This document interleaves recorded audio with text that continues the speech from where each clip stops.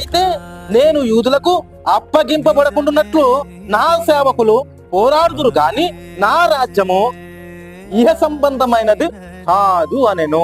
Clear గా యేసుక్రీస్తు ప్రభు వారు ఏమంటారంటే, యేసుక్రీస్తు ప్రభు వారు శిష్యులతో అక్కడ ఉన్నట్టు గది కాదు.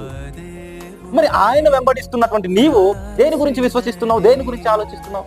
అవునా? నీ విశ్వాసానికి బండ ఎవరని చెప్తావు? యేసుక్రీస్తు ప్రభు అని చెప్తావు. ఇప్పుడు యేసుక్రీస్తు ప్రభు అంటున్నారు నా రాజ్యం ఈ లోక సంబంధమైనది కాదు అంటే, లోక సంబంధమైన అనేకములు ఉన్నాయి.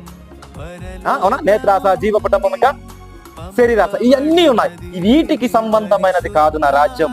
నా రాజ్యం పరలోకానికి సంబంధమైనదని క్లియర్ గా అక్కడ ఉన్న శిష్యులతో ప్రభువైన యేసుక్రీస్తు వారు చెప్తున్నారు. ఆయన రాజ్యము లోక సంబంధమైనది అయితే, ఒకవేళ యేసుక్రీస్తు ప్రభు వారు రాజ్యము ఈ లోక సంబంధమైనది అయితే, ఆయన పక్షాన, ఎవరి పక్షాన?